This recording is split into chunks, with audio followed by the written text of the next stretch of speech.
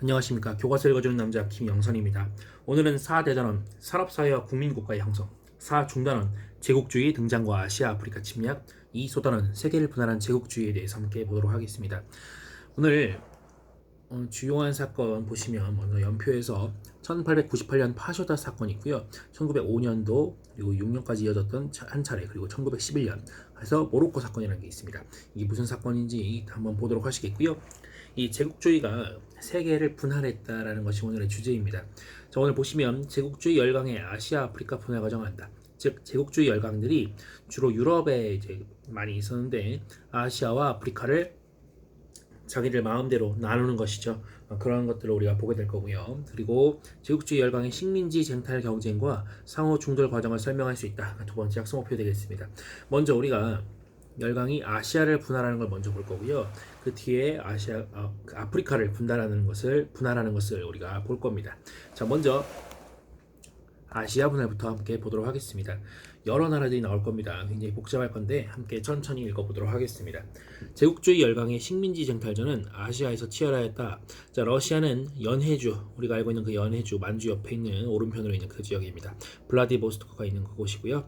연해주를 획득한 뒤 중앙아시아를 점령하고 아프가니스탄까지 넘보았다. 그러자 영국이 아프가니스탄을 보호국으로 만들어 러시아의 팽창을 견제하였다. 러시아와 영국의 사이가 계속 안 좋았다는 거 우리가 배워왔죠. 이런 어떤 역사가 있다는 걸, 두 나라 간의 역사가 있다는 것을 우리가 알아두면 좋겠고요. 자, 인도에서 프랑스와 경쟁하던 영국이 프랑스를 물리치고 인도를 지배하게 됩니다. 그리고 말레이 연방을 세워서 인도를 중심으로 아프가니스탄에서 말레이 반도이라는 광활한 넓은 지역을 그죠? 영국이 지배하게 되는 거죠. 그럼 프랑스는 어떻게 됐냐? 프랑스는 일단 인도에서 밀려났죠. 그리고 베트남을 침략해서 인도차이나 연방을 세우게 되고요.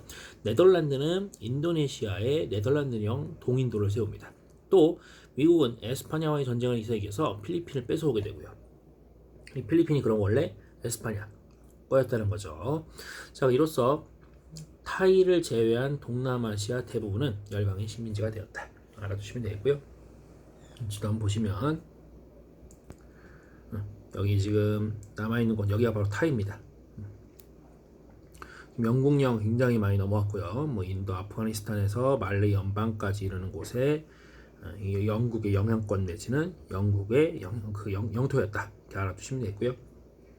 프랑스령 색깔 보시면 프랑스령 인도차이나 그 사이에 여기 태국 또는 타이라고 불리는 타일랜드라고도 하죠. 그것이 유일하게 사이에 남아있었다. 알아두시면 되겠고요. 자, 한편 열강은 아편 전쟁 이후에 중국을 경쟁적으로 침탈합니다. 뒤늦게 근대를 이루고 제국주의에 협세한 일본도 식민지 확보 경쟁에 뛰어들게 됩니다. 다음은 열강의 아프리카 분할입니다. 원래 아프리카라는 곳이 굉장히 그러니까 알 수가 없는 지역이었기 때문에 좀 공포스러운 곳이기도 했어요. 근데 이 탐험가들이 굉장히 많이 나오게 됩니다. 그래서 19세기 중반 이후에 리빙스턴을 비롯한 탐험가에 의해서 아프리카 내륙의 사정이 알려집니다. 그래서 알지 못해 전혀 몰랐던 때보다 좀 알게 된 거예요. 그래서 용기를 낸 거죠. 근데 이제 침략의 용기가 난 거죠. 그래서 제국주의 열강의 아프리카 침탈. 여기도 우리가 뺏어먹을 게 있겠구나 하면서 아프리카 침탈을 시작하게 된 거죠. 영국은 남아프리카의 케이프타운을 차지하고 북아프리카의 이집트를 보호령으로 삼은 후 아프리카를 남부로 연결하는 종단 정책을 추진했다.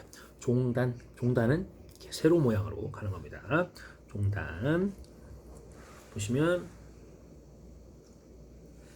보이시죠?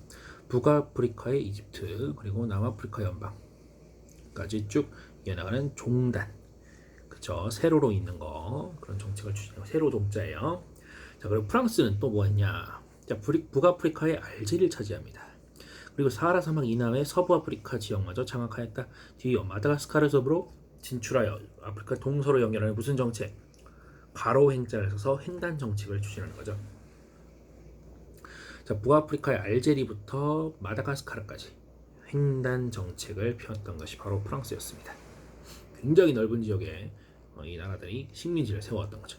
이 밖에 독일, 이탈리아, 포르투갈 등도 아프리카 침략에 뛰어들고요. 그래서 1차 세계대전 무렵에는 라이베리아와 에티오피아를 제외한 아프리카 대부분에 열강의 식민지가 되었다. 우리가 알 수 있겠고요. 자, 이러한 과정 중에서 열강은 곳곳에서 충돌합니다. 그러니까 보세요. 모로코 사건, 파쇼다 사건 이렇게 있는데 하도 자기네들끼리 땅 따먹기를 하느라고 그 중간에 겹치는 부분이 있었던 거죠. 거기서 싸우기 시작합니다. 그래서 1898, 1898년 종단 정책을 펴던 영국과 횡단 정책 펴던 프랑스가 파쇼다라는 곳에서 충돌하게 되고요. 그리고 모로코를 둘러싸고 프랑스와 독일이 두 차례에 걸쳐서 대립합니다. 그게 모로코 사건이고요. 열강 간의 전면적인 위험은 불러일으켰다. 이렇게 알아두시면 되고요. 지금 책 곳곳에 풍자화가 나와 있어요. 이 그림도 보시면 열강이 아시아 중에서 중국을 분할하려는 그런 모습을 보여주고 있는 거고요. 영국과 일본이 중국을 식탁 위에 놓고 나누려 하고 있고 러시아와 프랑스가 또 기회를 엿보고 있다. 이렇게 아시면 되고요. 여기 중국을 상대로 보고 있는 거죠. 이 자기 그릇이 영어로 차이나라고 해요. 그래서 이제 이 중국을 차이나 도자기 그릇으로 이제 형상화한 거죠. 이렇게 아시면 되고요. 풍자화는 아니고 그림 이제 사진이지만 프랑스인의 시종을 두고 있는 인도 차이나 사람을 우리가 볼 수 있겠습니다. 식민지에서 사람들을 굉장히 착취하고 그런 구조가 형성됐다는 것을 우리가 알 수 있겠습니다. 또 보시면 자, 파쇼다 사건입니다. 자, 할머니로 변장한 늑대 영국이 빨간 모자 소녀 프랑스의 쿠키를 뺏으려는 모습이다 라고 되어 있는데 이거는 뭐 사실 식민지 열강 간의 싸움이었던 거죠. 그것을 보여주는 그런 그림입니다. 자, 그러면 우리 스스로 정리하기도 한 번씩 해보시고 수업 때 만나도록 하겠습니다. 오늘은 우리가 세계를 분할한 제국주의, 즉 제국주의 열강이 아시아와 아프리카를 분할했던 그 과정에 대해서 살펴봤습니다. 물론 그 과정에서 자기네들끼리 싸웠던 과정도 우리가 살펴봤고요. 네, 대단히 고생 많으셨습니다. 이상입니다.